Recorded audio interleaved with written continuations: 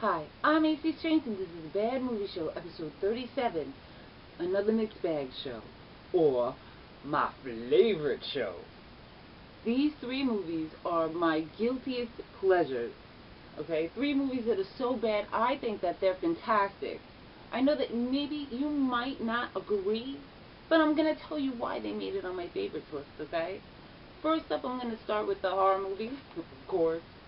Slashers, 2001 unrated redemption films written and directed by Maurice Devereaux, starring Sarah Jocelyn Crowder.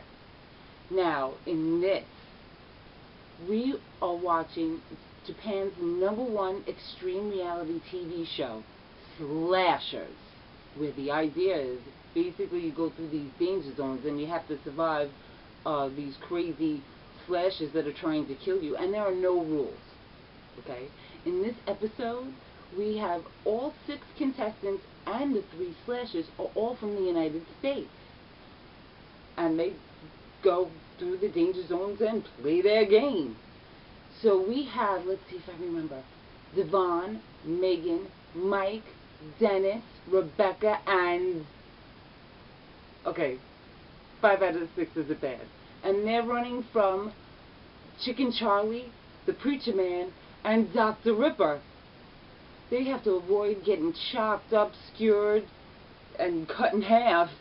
And they're going through these danger zones that have secret rooms, secret doors. The rooms move. There's booby traps.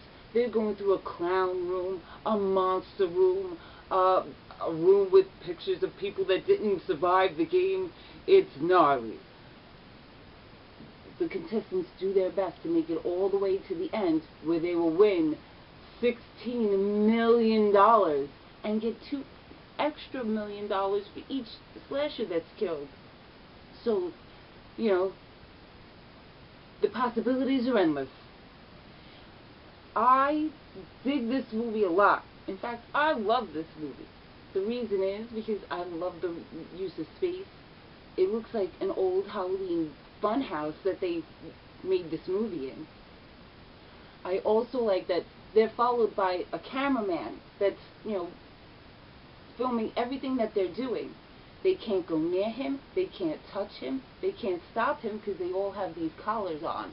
And during the commercial breaks, they can't do anything because, you know, they'll get shocked if they move. Remember, we're on television. I love this movie. As far as I think it's a great guerrilla horror movie. I think that the first-person point of view camera is great, and I like the clever way they hide the editing, because this is supposed to be all done in one shot. I'm gonna give it. Now, I had a tough time rating it because I'm trying to be very fair. This would go in with the 4 and See It. Okay, my favorite guerrilla film. And I'm going to give it a Bad Movie Gold Star. As far as that whole group of movies, I would say this is my favorite one. I love it every time I see it. It's lots of fun and gory. They cut this girl in half, and it's not like, you know, in other movies they look away or something happens and then you go back and there's guts. No, you see her cut in half and guts coming out, dude. I thought it was great. So, 4 and a See It, Bad Movie Gold Star. I love that one. I think it's great, and I'm always looking out for Maurice Devereaux. So next up, let's keep going with an action film. Are you ready? Out for Justice, rated R, 1991, Warner Brothers. Written by David Lee Henry, directed by John Flynn, starring Steven Seagal, who is my favorite American martial artist. Okay? William Forsythe, who is my favorite actor. Exclamation point. Boop. And Robert Lozardo's in this, and you know how I feel about him, and he's young and cute and heavily tattooed and talking about mice. And Gina Gershon and Jerry Orbach from Law and Order. Yeah, that's it. Okay. So in this we meet Gino Felino, a tough cop from Bensonhurst, right? Who's looking for a do-dirt crackhead wannabe gangster named Richie Mandato, who used to be a childhood friend, who killed Gino's partner Bobby Lupo. Gino was pissed off. He was killed on 86th Street in the middle of the day in front of his wife, and Gino was pissed off, man. He's like this. Ah! He's mad. And he wants revenge. He goes all over Brooklyn looking for people to tell him where Richie Madonna is and why he did Bobby Lupo. Anybody will know where Richie did Bobby Lupo? Loves this. Anyway, he goes to the mob. Mob's not happy that the news and the cops are connecting them to Richie. And basically, Gino's driving around and asking everybody. He walks into a bar and kicks everybody's ass in that bar, asking them, hey, anybody know why Richie did Bobby Lupo? That fight scene's the best. Basically, he walks up to everybody and beats them up one by one. There's a guy with tattoos. They're like, tattoos, get him! He knocks him out, knocks out his teeth. They're like, yo, Sticks, get him. A guy with sticks comes up. They have a big fight scene. He knocks him out. He knocks everybody out. And before leaving, he says, hey, anybody know why Richie did Bobby Lupo? He goes all over Brooklyn, talks to everybody, until him and Richie come face to face, and then all hell breaks loose. There's only 2 big fight scenes in this, but it's the level of violence that we get in these 2 fight scenes that are pretty freaking awesome. Like I said, he walks into a bar and kicks everybody's ass, and it's Steven Seagal. So it's not anything fancy. He walks up to him, boop, boop, knocks out his teeth, breaks his jaw, breaks his arm, boop, up to the next one. Puts him in a phone booth, hits a guy with a cue ball, knocking guys out with pool sticks. It's freaking awesome. Then you have the thing that does it for me, because there is a lot of talking and driving around. It's what's said that is awesome. The fact that guys actually talk like that with this exaggerated Brooklyn accent. What he ends up calling people is crazy. He's calling them fanooks. Hey, these trees are Zools. Your Zools. Tell your fanooks to come and get me. I can recite this movie all day long. The best part of this movie is when they made it. They made it a serious action movie. Okay, really serious. Gino's pissed off. He's mad through the whole thing.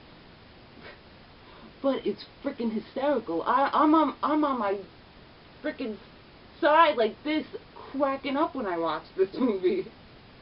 It's what's said, seriously. William Forsythe as Richie Madonna's a badass. He just walks up to people and starts killing them. And he's really slimy and skeevy, and I buy everything he's selling in this. I'm scared of him. You know, he does get his ass kicked at the end, but he's so great and made it where this is where I followed William Forsythe. I was like, that guy's badass, and he's the best part of every movie he's in. So if you don't know who he is, put him on your list and Google him. Go watch some William Forsythe movies. Trust me, the man's awesome. And then there are some lines in this movie that are pretty amazing. The best line in the movie is he's talking to Gina Gershon's character about a waitress at the bar. He goes, who's that? She goes, who? You know, the one you can there that with the nipples you can dial the phone with. I always have a visual of this girl trying to dial a rotary phone with a nipple every time I hear that, and it's just freaking hilarious. And then at the same time, Gino's a badass, but he takes time to save a puppy that was thrown out of a car window. So, you know, Brooklyn with a heart of gold, we love him. I'm going to give this a 3.5 and a recite it.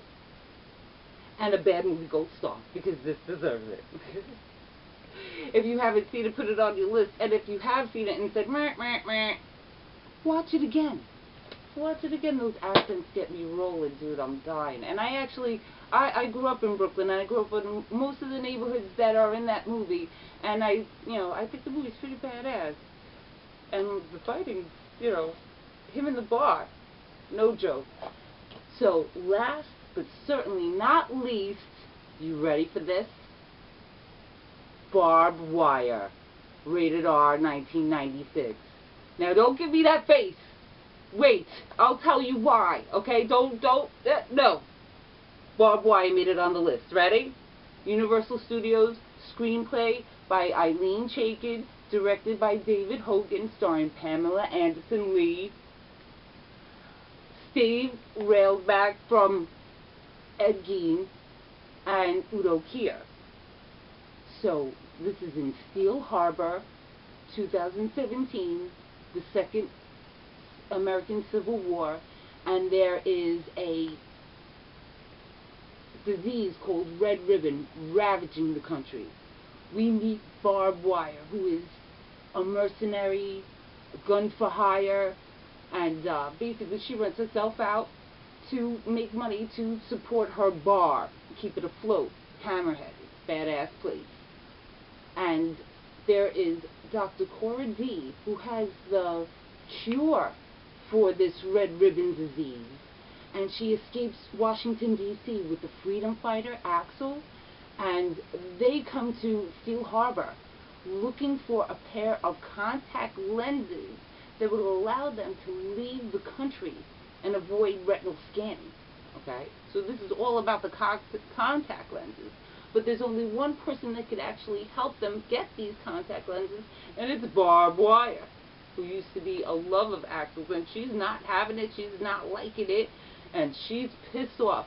She refuses to help them until her brother helps them and dies. And then she decides, you know what, I'll help you get out of the country. I'll help you make your plane to Quebec, and we'll ride my giant metal truck through the unauthorized zone. So, this... Well, let's get over the fact that Pam Anderson is everything in this, okay? She does her best Dirty Harry impression, and she's wearing crazy black leather where it looks like it's held up with crazy glue and magic, okay? She's sexy as hell. Her bar is kick-ass. She's fighting in stilettos. I can't even walk in stilettos. Bitches fighting in stilettos. That's enough for me. But really, this is a big boobed chick action adventure version of Casablanca with explosions. You don't believe me? Stream it, rent it, borrow it from your mom, watch Casablanca, and then watch this after it. They're basically the same, except Humphrey Bogart in this has big boobs and blows up things. It rocks. The minute I realized that the two movies are basically the same, made me love this movie even more. Now, if this is a 3.5 and a see it, it's a bad movie gold star, but I love it like a 4. It makes me happy. It makes me want to put on tight clothes and run around and kick people in the shin. I think it's great. Boop. Now, if you watch it and go, meh, meh, meh, I'm telling you, watch Casablanca, then watch this again, and find a greater appreciation for this movie. And also the fact that Pam Anderson was pregnant when she made this movie, and she kicked ass. Anyway, I'm being told to wrap it up. I hope you liked tonight's show. And if you didn't see those movies before, or kind of didn't like them before, watch them again. And you have to admit, I definitely made them sound cooler. So that's it for me tonight. Remember to watch more movies, and I'm A.C.strange, and this is a Bad Movie Show. Good night.